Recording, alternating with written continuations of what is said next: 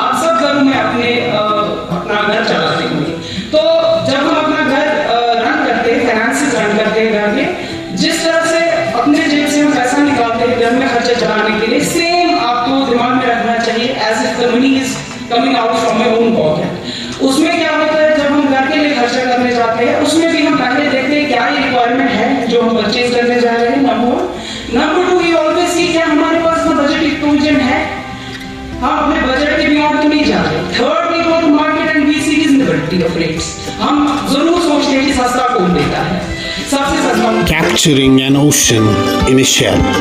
Saeed Mubashir Hussain, Chief Accounts Officer, DSCK, deliberated upon financial regulations with reference to tendering, procurement, GEM, and many other aspects. Important and basic rules of government service. Whatever I will be delivering, it is based on day-to-day experience जो हमने किया है अपने directly. Hold this thing in mind. Never ever say मुझे नहीं पता था, मुझे नहीं पता था। No doubt आपकी सबऑर्डिनेट ने इंश्योर करा होगा तो रिस्पांसिबिलिटी उसकी भी बनती है। But if I will evaluate that responsibility is restricted to 5% versus 95%. So आप कभी भी ये नहीं कह सकते मुझे नहीं पता था। अगर आप चेयर होल्ड कर रहे हैं तो रिस्पांसिबिलिटीज और ड्यूटीज जो एसोसिएटेड है with that chair, if you are exercising power, I mean with that power comes the responsibility, तो वो आपकी रिस्पांसिबिलिटी है। आई एम सेइंग 95%, अगर हम एग्जामिनेशन पे जाए उस केस के फिर तो 100% आपकी है, ठीक है। So as a video there are 2 canons of financial property, those we call the thumb rules. First thumb rule जो है आपके लिए, जो आपको हमेशा दिमाग में रखना चाहिए, that is no expense until आपकी एब्सोल्यूट रिक्वायरमेंट हो। That's very important. हमारा कोई भी एक्सपेंडिचर ऐसा नहीं होना चाहिए जो हमारी रिक्वायरमेंट ना हो। और रहने से requirement, I am qualifying the word by absolute, so absolute requirement, कोई चारा नहीं है मुझे जाना है परचेज के लिए या वर्क के लिए। नंबर 2 जो हमारा थंब रूल है, which we call the very important canon of the financial property, that is the same prudence as one would use while purchasing something out of his own pocket. आप सब घरों में अपना घर चलाते होंगे। तो जब हम अपना घर रन करते हैं, फाइनेंसेस रन करते हैं घर में, जिस तरह से अपने जेब से हम पैसा निकालते हैं घर में खर्चा चलाने के लिए, सेम आपको दिमाग में रखना चाहिए as if the money is coming out from your own pocket.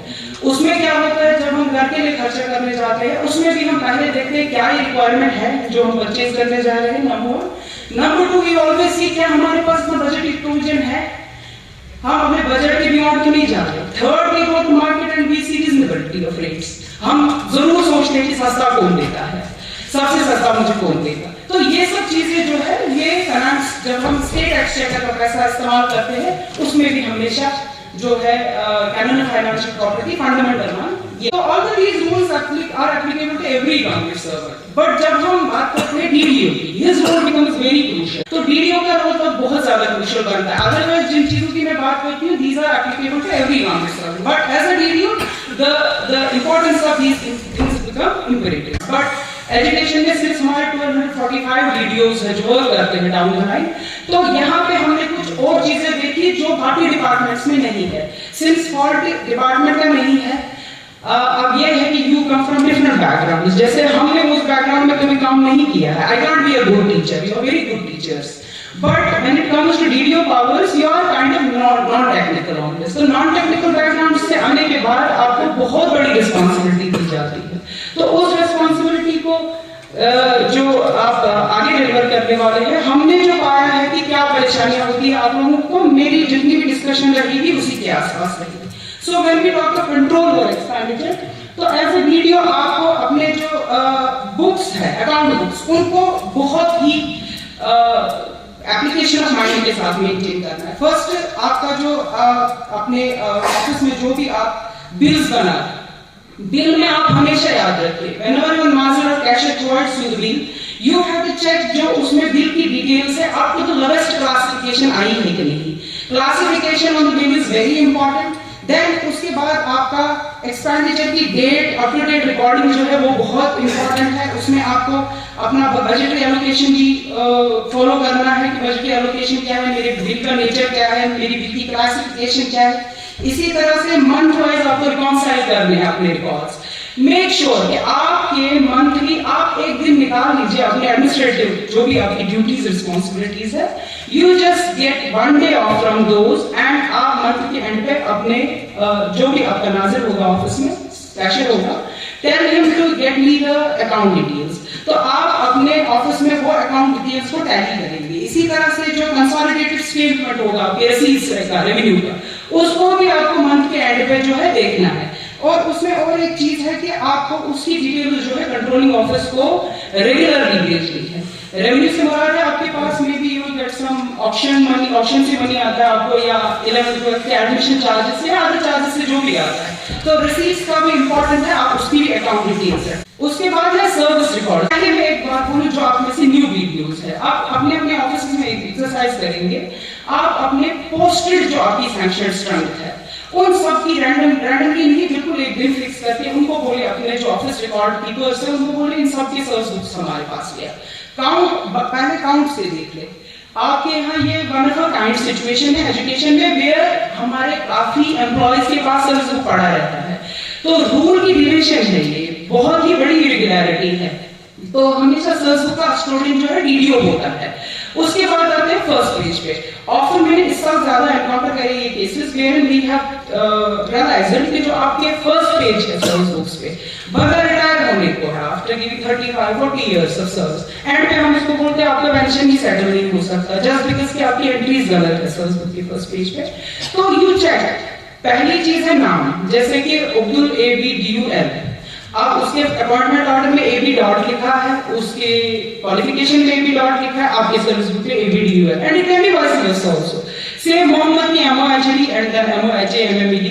तो इस तरह से नाम। अच्छा, कोई होता है एक सिचुएशन हमारे पास आती है where girls after marriage change their names, वो सर्विस बुक पे हस्बैंड का नाम पीछे लगा देती है, जबकि अदर सर्विस रिकॉर्ड्स में वो नहीं होता है। तो हम वेट करते हैं जब ये रिटायरमेंट एज पे आता है, then we change these things. Change नहीं करते, चेंज करने की कोशिश करते हैं, then it becomes very tricky.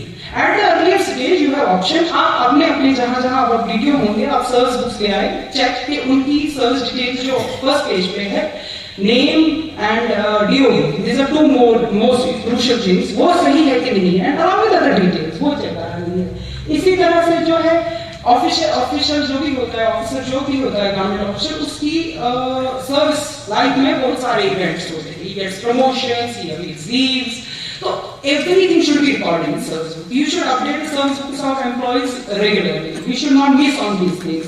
इसी तरह से जो सर्विस वेरिफिकेशन है, I have often noticed it whenever cases come to me for time bound or other things. We have seen like if you have done service verification from 2019 to 20, then other service verification part mentions 22 to 24. There is a missing period of 2 years. So as a DDO, it's your responsibility that there should be continuity in service verification. You check it in your office vis-a-vis every government employee's service book. I will reiterate that you are the custodians of service books. Don't ever allow any government officer or official to have a service book in his own personal custody. You have to be very careful about this thing because उसमें probability बनती है. Whenever a service book is with employee, in ignorance he makes some entries which are not otherwise legal. तो उसमें ये है कि लेकिन end of the day responsibility आपकी होती है. Wherever the entry or misentry is made, period will be checked. Whosoever is the DDO, responsibility is fixed on him. So never ever allow your official to have service book in his hand. We have issued a circular on this from directorate also. Whenever some case comes to us for anything where verification उसकी जहाँ service book की जरूरत हो, आप allow ना करें, sealed cover में रखें, कॉन्फिडेंशियल रखें, और अपना जो आपका डाक रनर होता है who is authorized to carry that service book only उसको दे दे, रेस्ट एम्प्लॉय के हाथ में कभी ना। इसी तरह से हर साल के बिगनिंग में मैंने कहा आपको कि सर्विस बुक जो है वो वेरिफिकेशन के लिए ले आओ, और वेरिफिकेशन जो है it should be A yearly exercise. और उसमें और एक इंपॉर्टेंट चीज है which you should note that fluid या correction pens यूज ना करें। Sometimes what we do in a good faith, we use fluid pen or we make some corrections with a correcting pen, not considering इसकी implication क्या होगी। कभी-कभी हमारी सही and valid भी जो एंट्री होती है, we cast aspersions, हम डाउट क्रिएट करते हैं कि ये शायद गलत होगा कुछ। तो उसके लिए जो रेस्ट ऑफ करेक्शन है, अगर आपको DOB में करेक्शन है, नाम में करेक्शन है, हर किसी चीज में हमारे सर्कुलर्स ऑलरेडी इशू हो चुके हैं। There is a way to correct those things. So don't ever use flute or something. अगर आपको correction करनी है तो competent authority पहले आपको allow करेगी. तो या आपके पास अपने तरीके हैं, आप पहले 90% केस को खुद ठीक करके फिर हमारे ऑफिस भेज दें, या जिसकी कॉम्पिटेंस एडम डिपार्टमेंट की है, जैसे डीओपी की हमारी कॉम्पिटेंस नहीं है, we will send the case to Adam department. I'll quote an example. Say for example there is some case wherein किसी लड़की ने अपने शादी के बाद हस्बैंड का नाम लगा दिया. Now she wants correction. You have to ascertain that कि आपकी करेक्शन कैसे होगी. You write to the revenue authorities, आपका जो तहसीलदार होगा वो ascertain करेगा, दोनों बंदे एक ही है. Then you get a first class magistrate का एक एफिडेविट ले लीजिए. तो इसी तरह से एक केस बना के हमें भेजिए. We will allow you to go for corrections. You can go for that. अगर आपका DOB का है, there are various जो आपके पास अवेलेबल होंगे, जैसे उसका जो 10th या 12th का बोर्ड का मार्कशीट होगा, उस पे क्या लिखा है DOB में, आप पहले खुद बोर्ड से वो वेरीफाई करके लाएंगे, फिर केस भेज देंगे. जो है वो बुक होना चाहिए. इसी तरह से जो आपके ट्रेजरी में जाने होते हैं रसीट्स, ये भी मैंने अक्सर देखा है इन वेरियस इंक्वायरीज. बाद में डीडीओ को प्रॉब्लम हो गई, पैसा वो 2 दिन से ज्यादा अपने पास रखता है. 2 दिन से मेरा मुराद है if you are receiving money today, necessarily आपको नेक्स्ट के एंड पे वो पैसा रिलीव करना है. अब आज ही करना है preferably, but if you are not able to do it today, do it tomorrow, not beyond today. उससे ज्यादा नहीं. हमारे मेडिकल का केस में एसीपी में डील कर रहा था, तो उसमें जो पैसा आता है ना टिकट्स वगैरह का, चौथे दिन वो रिमिट हुआ था, तो उस पे एफआईआर लग गया. तो this is how important this is कि आप दूसरे या तीसरे दिन इसको, तीसरे दिन नहीं पहले दिन या दूसरे दिन इसको रिमिट कर दें. अगर रूल्स में अदरवाइज ना दिया गया हो, अगर आपके कैश बुक में आपको शॉर्टेज दिखता है या स्टैम्प्स या स्टोर्स में आपको शॉर्टेज दिखती है, बाय वे ऑफ से फॉर एग्जांपल डिफर्केशन हो गया, अदरवाइज कोई और रीजन से हो गया, तो ये आपको नेक्स्ट अथॉरिटी को इमीडिएटली लिखना है. Not that you will just brush aside these things and stop it. No, you have, अगर आप इसको आपने करा नहीं है कुछ, but you have been silent on this thing, it's assumed at the later stage that you are privy to everything. आपने जानबूझ के किया, तो इससे बेहतर है आप नेक्स्ट हायर अथॉरिटी को इमीडिएटली ये कन्वे कर दें. इसी तरह से जो आप एक्सपेंडिचर इंसर्ट करते हैं विदाउट सैंक्शन, तो उसमें कॉम्पिटेंट अथॉरिटी की रिक्वायरमेंट होती है. आप सबको मैं बताऊंगी जो नए डीडीओज है वो SO58 जो है अपने टेबल पे रखे. SO58 इज द रेप्लिका जो हमारा पहला होता था book of financial powers against every grade. वहां पे दिया गया है कि किसके क्या पावर्स है. For purchase of works you will get that is SO58 of 2019. ये आपके टेबल पे होना चाहिए ऑलवेज. तो इसी तरह से जो हर चार्ज आपका जो आप इनकर कर रहे हैं, ड्रॉ कर रहे हैं या पे कर रहे हैं, अंडर नो सर्कमस्टेंसेस आपको स्टैंड ओवर करना है नेक्स्ट ईयर की ग्रांट के. इसमें ये भी है कि आप लायबिलिटीज ना क्रिएट करें, जिस साल का जो ग्रांट है उसी साल आप एक्सपेंडिचर उसका करेंगे. नेक्स्ट, इसी तरह से आप एंटिसिपेशन में मनी ड्रॉ नहीं कर सकते. इसकी मैं आप illustrate this thing to you. We are already in February, तो हम जब मार्च में आते हैं हम क्या करते हैं, हम अपने हेड्स को जब एग्जामिन करते हैं, वी थिंक कि हमने ओई में पैसा पड़ा है या नेक्स्ट किसी अकाउंट में पैसा पड़ा है, वर्क्स में पैसा पड़ा है, we try to book that expenditure. अभी डिमांड नहीं होती है, हम सोचते हैं हम जाया क्यों करें, लैप्स क्यों करें. बट आपको ये दिमाग में रखना है, लैप्स होने का मतलब है वो स्टेट एक्सचेकर को वापस चला जाए. ये बेहतर है कि वो स्टेट एक्सचेकर को वापस चला जाए, इससे कि आप एंटिसिपेशन में कोई जो है उसकी डिमांड मिस करें. Don't ever do that. इसी तरह से हमारे 2 और 3 मेजर हेड्स कभी होते हैं. हम किसी एक ही बिल पे बुलाते हैं. अगर आप किसी एक परचेज की बिल बनाते हैं तो उसमें एक ही मेजर हेड का मेंशन होना चाहिए. You should never ever use 2 major heads on the same day. इसी तरह से जो आपकी expenditure control register, I am not sure education में सारे ये यूज करते हैं, आई डाउट, क्योंकि जितना मैंने एडमिनिस्ट्रेटिव इंस्पेक्शन में लास्ट टाइम देखा, हमारे बहुत सारे ऑफिस में एक्सपेंडिचर बजट कंट्रोल मिसिंग था. Expenditure budget control is every head का एक पेज रहता है जिसमें आप साल भर जो है फॉलो करते उसी को कि हमने हमारे पास था क्या, हमने खर्चा क्या किया, अवेलेबल कितना है. उससे क्या होता है, अब बाईपास नहीं करते बजटरी प्रोविजन को, ना लायबिलिटीज क्रिएट होती है, एंड आपकी नजर उस पर होती है कि साल में आप प्रोपोर्शनली जाते हैं ऑन एक्सपेंडिचर बेसिस.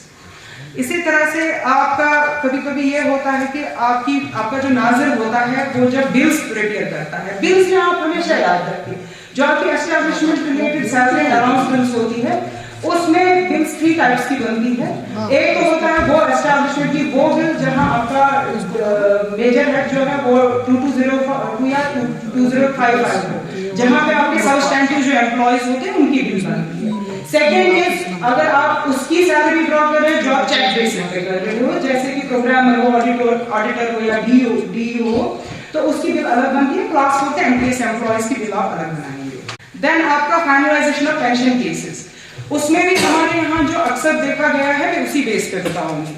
हमारे यहाँ वो भी पेंशनर्स है जिनकी पेंशन 1 साल बाद 1.5 साल बाद बनती है, ओइंग टू डिफरेंट रीजन, और वो शायद रीजन ज्यादातर लॉजिकल भी नहीं होते हैं। तो हर हेड ऑफ द ऑफिस जो होगा, जो अब आप होंगे प्रिंसिपल साहिबान और सीईओज या जो भी डीडीओज हैं, तो क्योंकि पेंशन फाइनलाइज करवाना जो है डीडीओ का ही काम है, करवा तो इसमें फाइनल सैंक्शन जो हमारी आती है एजी से आती है, but sending that pension case जो है वो काम होता है हमारे डीडीओ का।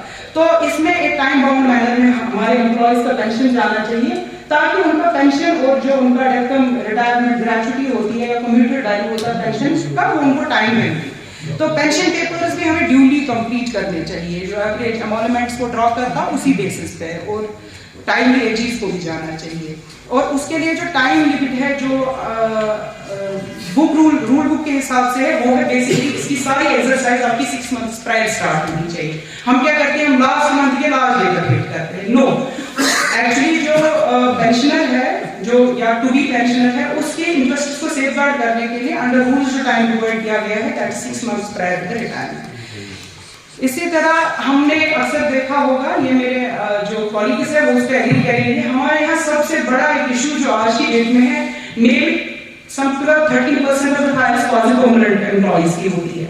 जो ही किसी एम्प्लॉई ने जो सब्सटेंटिव पोस्ट पे काम करता है 3 साल कंप्लीट करके, प्लीज आप उसकी सर्विस को डिक्लेयर क्वालिटी परमानेंट कर दें, क्योंकि वो बेचारा रिटायरमेंट तक आते आते उसको पता ही नहीं होता ये भी कोई रिक्वायरमेंट है एम्प्लॉई को। तो ये चीज जो है, ये मैंने तभी यहाँ मेंशन करी क्योंकि हमारे यहाँ ये case day to day basis पे आते हैं, और फिर इस फाइल को 5-10 चक्कर लगते हैं सीईओ ऑफिस तक, हर डॉक्यूमेंट एक बार मंगवाना पड़ता है। तो जो ही आपका एम्प्लॉय 3 साल कंप्लीट करता है, सब्सटेंटिव पोस्टिंग है, प्लीज मेक श्योर कि आप उसकी सर्विस को डिक्लेयर कर दें कॉज परमानेंट। इसके बाद हमारा जीपी फंड, एनपीएस और एसएलआई है। सिंस जीपी फंड रूल्स अभी चेंज नहीं हो गए, अदरवाइज इसको मेंशन करने का मतलब नहीं था, क्योंकि आज की डेट में सारी सर्विसेज एनपीएस सर्विसेज है। But since GP fund rules have not been repealed yet, so हमारे यहाँ अर्लियर जो रूल था वो यही था कि आपका परमानेंट एम्प्लॉय जो होता था या टेम्परेरी एम्प्लॉय होता, अगर उसने कंटिन्यूअस 1 ईयर सर्विस दे दी तो उसको एक हम देते थे पासबुक, और उसका जीपी फंड अकाउंट जो है ऑपरेट हो जाता था। बट अब जो डेट है वो 1/1/2010 ऑनवर्ड्स जितने भी हमारी न्यू रिक्रूट्स होती है उनका जो है न्यू पेंशन स्कीम में आते, उसमें आपकी ये ड्यूटी बनती है कि आप इमीडिएटली उनका प्रान नंबर वगैरह जो है उन्हें अलॉकेट कर दे, और उसमें जो है 10% आपका सेपरेट बिल बनेगा इनके कंट्रीब्यूशन का, और 14% जो है गवर्नमेंट कंट्रीब्यूशन का बिल बनेगा। वो आप इमीडिएटली, क्योंकि हमारे यहाँ 2 साल भी हो गए होते हैं एम्प्लॉयज को, उनका प्रान नंबर अभी भी ऑपरेशनल होता है, तो उसमें आप थोड़ा ध्यान रखिएगा। इसी तरह हमारी एसएलआई पॉलिसी जो है, nowadays government has made it mandatory कि एसएलआई पहले एक दफे वॉलंटरी होता था, बट आज की डेट में मैंडेटरी है। तो एसएलआई पॉलिसी के लिए भी आप नए रिक्रूट को जो है बताएंगे, और उसको एसएलआई पॉलिसी लेने के लिए बताएंगे, और वो उसकी जितनी भी कार्रवाई होगी वो आपके ऑफिस से होगी। अगेन हमारा एक बहुत ही बड़ा टॉपिक है वो, जिसमें हमारे डेली बेसिस पे 4-5 केसेस हर सीईओ से आते हैं, दैट इज, ये सब सीईओ के लिए भी मैं प्लीज बोलूंगी, 2 साल से ज्यादा, 2 साल से कम जो है, नेक्स्ट 2 इयर्स के।